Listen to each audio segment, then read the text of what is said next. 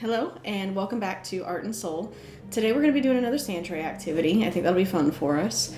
And we're going to be talking about being self-critical and how that can impact us and being able to bring it all back in and reconnect to ourselves and really feel whole and be appreciative of ourselves as one coherent person, flaws and all, that is worthy of love and compassion toward yourself. As we approach this project, we're thinking about all of the critical negative self-talk that we engage in. So this can be things like self-image can be a big one. We can think about grades. We're still in school. If there's a professional certification or something that you're doing for your own self-development or education that you're having a rough time with. So thoughts like, I'll never get there. This will never feel finished or done. Feeling like you don't deserve success or the career that you're working toward. Feeling like we don't deserve a healthy, loving relationship. A lot of times we start to self-sabotage. When that happens, we get kind of cold shouldery with other people. We start pushing them away. We'll do this with friendships as well. Okay, so that's another self-worth thing, right? Being afraid to lose someone because, oh my gosh, what if I never get someone like this again? And just as a side note, guys, anything that could be a conflict can also just be a discussion. So if you do have to have a hard conversation with someone, view it as a discussion that you're walking into. Sometimes just that little change in your mindset just automatically de-escalates it. And sometimes we're building something up in our own head, especially if we're feeling a little insecure and we're being self-critical, and we assume that people are going to be much more angry with us than they actually are. It's just kind of a mirror. It's a reflection of how you're thinking and feeling about yourself, and you're, throwing that out there and projecting it on other people and thinking that others are going to be just as critical of you as you are of yourself.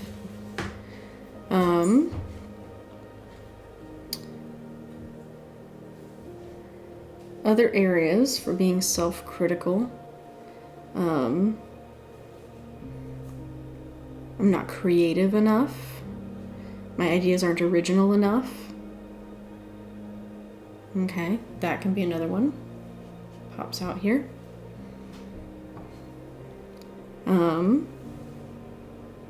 Feeling unlovable. And that's one that we don't typically use that word. It's a really hard word to say to ourselves.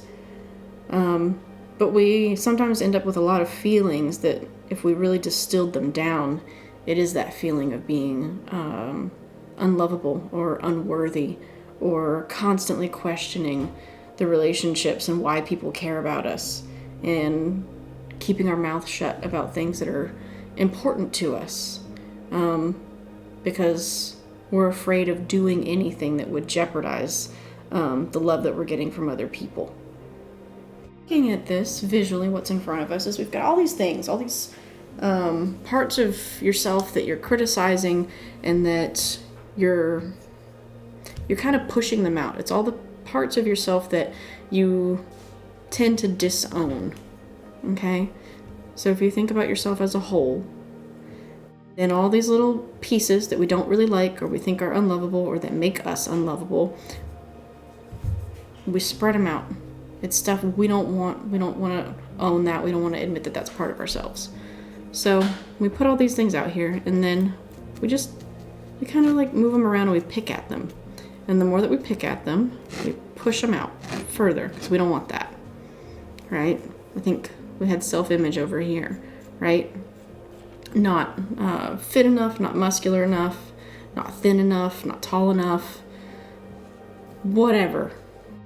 But there's things that we don't like about ourselves, so we push it out further. Don't really want that. I don't want that to be a part of me. It's kind of like just trying to pretend that all these things we're dealing with don't exist. And anything that we have insecurities about, half the time, it's completely made up.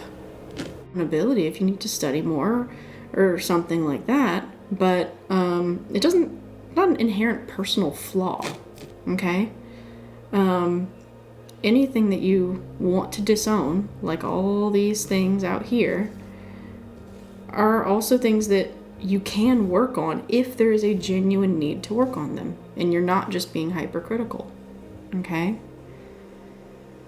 But what we want to do is look at all these little parts and pieces that we're pushing off. It's all the stuff we're trying to hide and pretend we're not dealing with.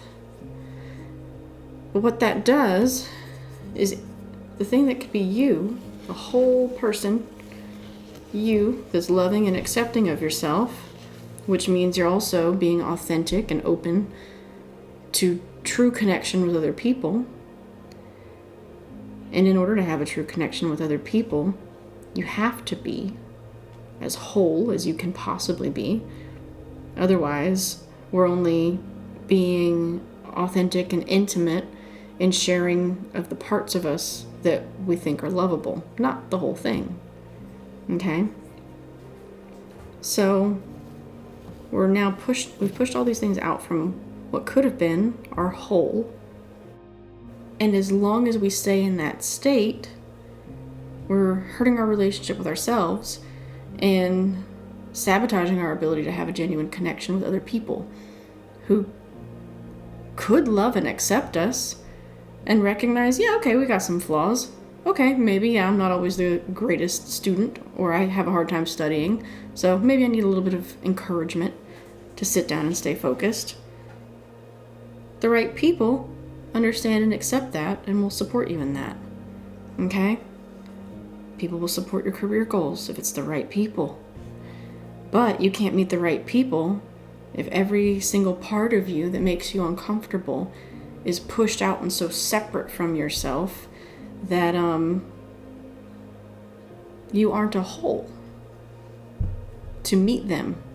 Okay? One of the things, this kind of comes from therapy and social work as well, probably other fields as well. The idea of meeting people where they are. Okay? So if you want to be supportive and loving and helpful towards someone, you meet them exactly where they are. Not wishing, hoping they could be XYZ. Who are they today? What are their struggles? What are they going through? And you approach without judgment. That's also how you should expect to be approached as well. Okay? So, yeah, maybe I have a hard time with my academics right now. But that's okay. That's something I might need support with. It's solvable. Doesn't mean that I'm a bad student. Doesn't mean that I'm incapable. Same thing with career goals. Maybe it's imposter syndrome. Maybe I'm new and I need to be compassionate with myself and advocate for myself and ask for some mentorship. That's solvable. Let's bring that back in. Sometimes self-image, you don't need to change a damn thing. You just need to look in the mirror and realize that you are already a beautiful person. And that beauty standards are made to sell things. Okay? The important thing is you're taking care of your body and you're feeling healthy and you're feeling well. And that you're caring for your body and your mind in a way that allows you to do things and live the life that you want to live. Okay? And this applies with all of these other things that we've talked about.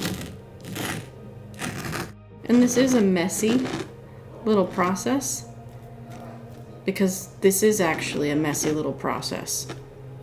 Emotionally, to pull all this stuff in and go, this is actually who I am. And there are things that I have challenges with just like everybody else. And I don't have to be perfect. And it's not necessary.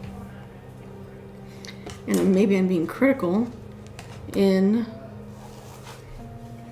things that other people might find beauty in. So another one would be if you feel emotions really strongly. That makes a lot of other people uncomfortable. But maybe you just have a high degree of empathy and you need to be around people who have an understanding of that and that it doesn't make them uncomfortable. Maybe that's not a part of yourself that you have to hide or diminish to make sure that everybody else feels okay about it. Because you're not supposed to be everyone's cup of tea. And how beautiful would it be to find other people who get that and get you? You're not going to find those people until you have all your little marbles back where they belong. And you own them and go, yeah, I have a high degree of empathy. And yeah, I'm going to have an emotional response to something that is meaningful or that moves me, whether it moves me to joy or moves me to tears. I'm not going to apologize for that. Okay? Anything that you might be critical of might actually be one of the most beautiful things about you and one of the most beautiful gifts that you can give to the world. And until you own it and stop hiding it, other people aren't going to get to see it. And even if they do see it, you're not going to get to enjoy the beauty that it actually signifies in you and in who you are. So until you own those parts and pieces of yourself, you're not going to and wouldn't it be amazing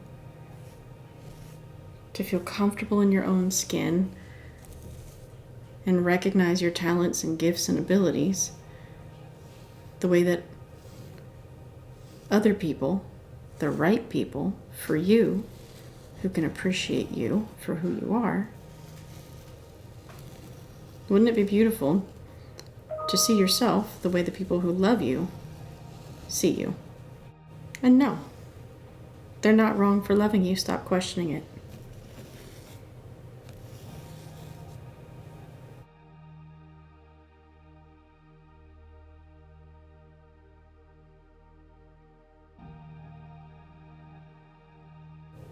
I hope that this has been helpful for anyone who needed to hear it.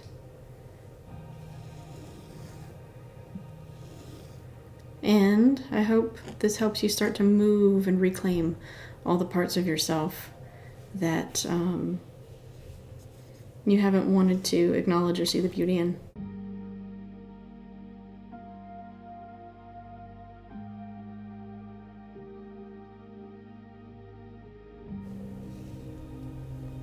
Thank you for joining.